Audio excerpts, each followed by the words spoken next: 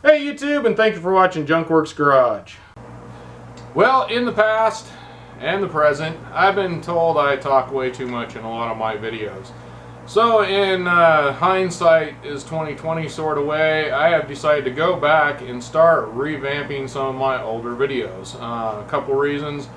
YouTube is really not paying well right now, and so that'll kind of give me some content that I can put up instead of putting new videos up 3 times a week, because I just can't keep up that kind of content and do the kind of videos I want to do.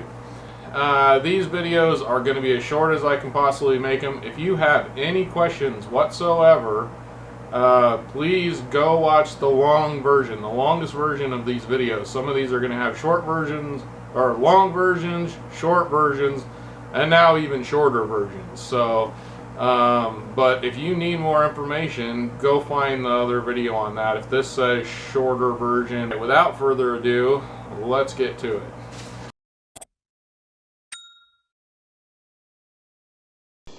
There's a bolt right there, right in there.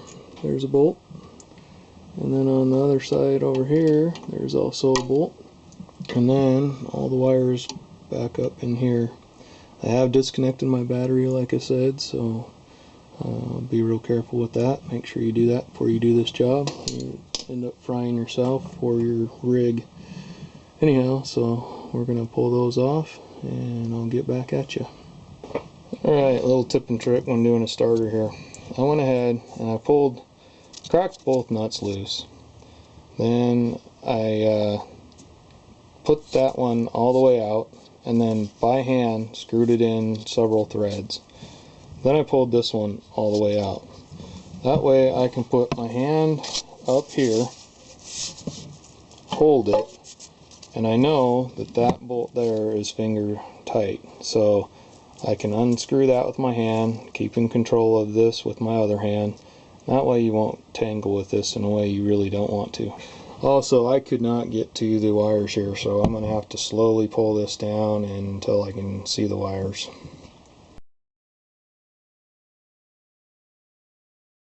Pull it up, back, and then the front end will come toward you.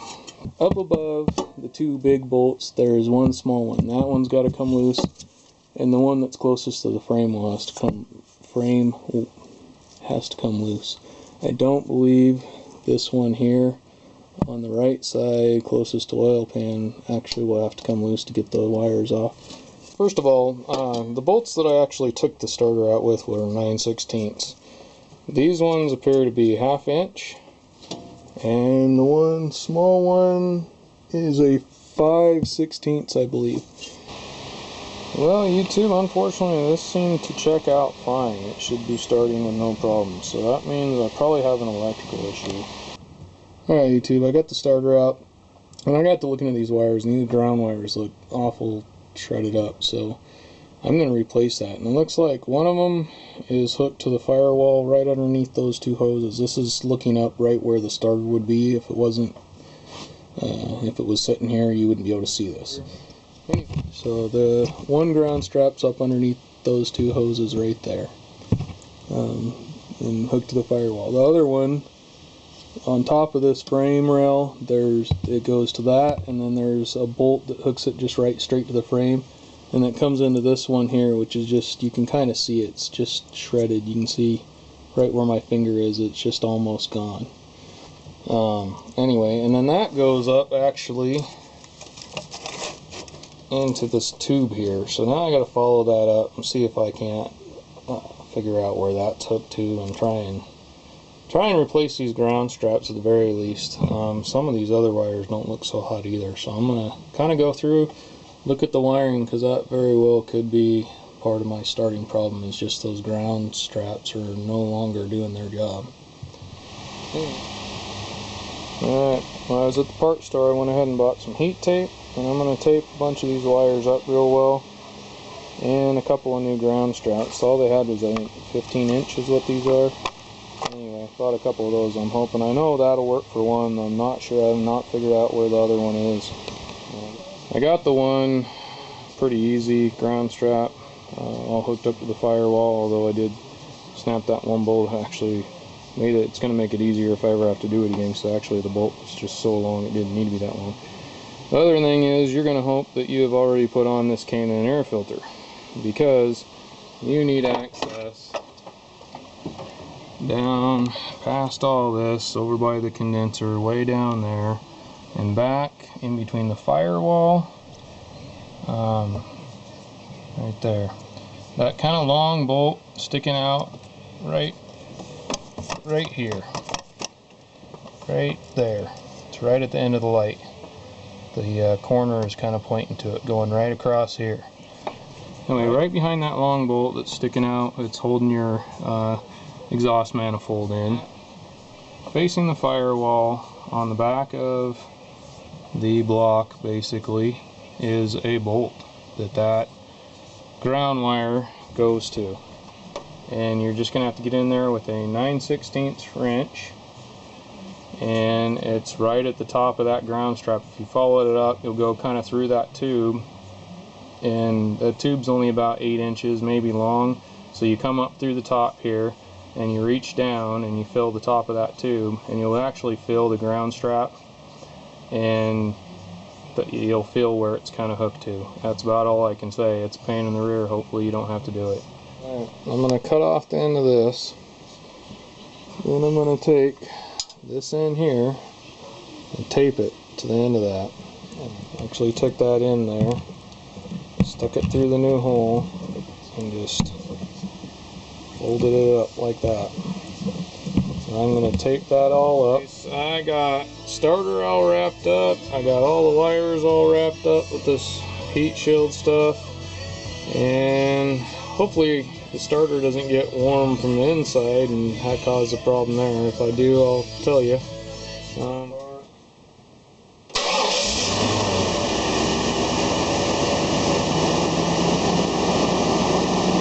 it started that time, but that doesn't mean it's working right, because it's been starting intermittently. So intermittently, I can't say that word.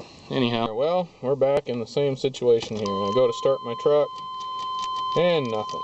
Where we're at here is actually on the front driver's side, under the hood here.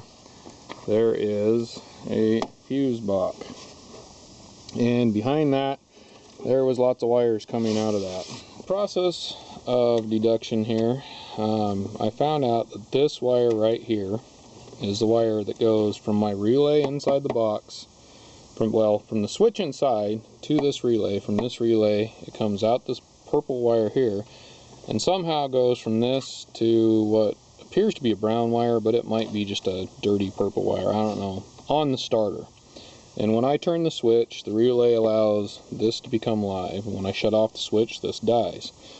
So somewhere between here and the starter there is a problem. So what I did, I actually went through and I found out that they're down behind here, and it actually isn't this one, but down behind the motor there is a wire loom that goes all the way across, and in that I started just shaking that up and down, moving it around, doing everything I could to just kind of see if I could figure out what was going on, and looked as much as I could.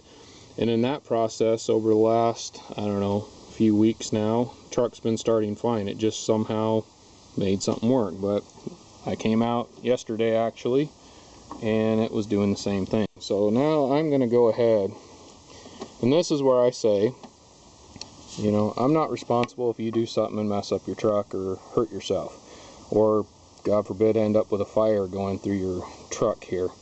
If you don't like the way I'm doing it, don't do it. But I'm going to go ahead, and from the relay I'm going to splice this wire here and go into it, and I'm actually going to go over and jump to my starter, straight from this over to my starter. And I'm going to go ahead and cut it right down in here, and that way this splice, a couple things, I'll have plenty of this wire to work with. Also, if for some reason I cut this and I have some other kind of problems where these two need to be hooked together, I still have enough of this one, I can get them back together as well. But I don't think I'll have a problem with that, because obviously there is a break between here and the starter somewhere that is causing issues. Cut this off here, hopefully you can see that, and what I'm about to do is check and make sure that I have power to it still. So I got my son in there. He's gonna turn the key. Go ahead and turn the key, bud. You got it all the way? Turn? Yeah. Okay, let off. Turn it all the way. Let it off. Just don't turn it all the way off. Just let off the key. So go ahead and turn it. Now let off the key. There you go. All right. So I got power there. You saw. Hopefully you saw the light go on and off there as the key actually turned all the way. So we got power to here. So that's how I know that it's not like the relay that's bad or wires in between the switch and the relay. I know it's something between here and that starter that's the problem. What I've done, I've taken the wire that I'm going to use to go over to the starter, and for right now I'm just using this to test it. I'm going to go from here, I'm going to go to the starter. First of all, I have my battery unhooked, just so you know, so make sure you unhook your battery before you do any of this kind of stuff. Now I'm using the wing nut here. Don't use this permanently, please. I see this all the time in cars where people use these things for permanent things, and it is just so wrong. Don't do that, please. I don't care how much tape you put on it, it's just wrong. Okay, first of all, this is just for testing purposes, so I'm going to take this and I'm going to run over. Second thing, I would at least use the size of wire that they have or bigger, which this is like a speaker wire. It's for running amps, so I know it'll take the power. Quite honestly, I should go find something that's the same as this or a little bigger. You don't want to go much bigger though, which I may be a little bit too big here, because your wiring is, they got it figured out to where if you have a fire or something like that, that hopefully this will pop first. If for some reason something goes wrong in this, your wiring should just melt and hopefully come apart and not start a big old fire. Now that I'm changing the type of wiring they're using, that little safety aspect probably isn't in there. So for your purposes, use the right wire, and yet again, I'm not responsible if you do something I do and burn your truck down. Well, here we are under the truck, and right there is the purple wire, and it actually is purple. For some reason, I always thought it was brown, but I kind of came down here, and don't know if you can tell, but I can tell it's actually a purple wire. And this goes up here onto the starter, onto that little 5/16 upper bolt there. So I'm going to loosen this. I'm going to grab this jumper wire I have for now, and I'm going to hook that up onto that. And by the way, I have checked this with the light on this end too. I went ahead and turned the key and it lights up. So you want to test your tester cable just to make sure that you're getting power where you want it and there's not a break somewhere in this as well. So anyhow, and I have actually tested that wire right there, and when I turn the key, no power ends up coming through that wire right there. So somewhere between here and that relay up there, this wire is broke. So we're going to go ahead and fix that. This is a moment of truth on the test anyway, and I have not tried this yet, so me and you will be seeing this for the first time together. So I'm going to go ahead and turn the key. I attached my battery. I made sure that none of the wires were anywhere where they were going to get caught up in anything. All my tools were put where they're not going to fall into anything, and hopefully this thing starts. There you go. That is definitely my problem. I'm 100% sure that that fixed my problem.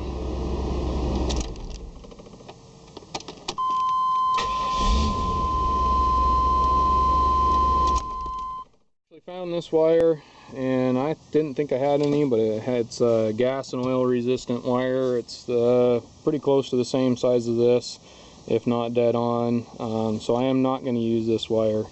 I'm going to actually use that wire there, and yeah, it's not purple, but it should work the same. Color doesn't really matter other than for your wiring schematic, and I'll know it came off of this purple one here at some point if I ever have a problem in the issue it some other point. Now I'm going to go ahead and pull this apart, rewire it, and you guys don't need to see all that stuff. Basically it's the same thing. I'm just going to splice a wire into here. I'm going to run it so it looks nice, try and run it as good as I can. I probably won't go clear through the whole wire loom, because some of that I can't even get to over down behind there. So I'll run it best I can, try and hide it the best I can, and hopefully I won't have any more problems after this. Thanks for watching Junk Works Garage, where I'm proud to say I'm a jack of all and master of none. You all have a good one.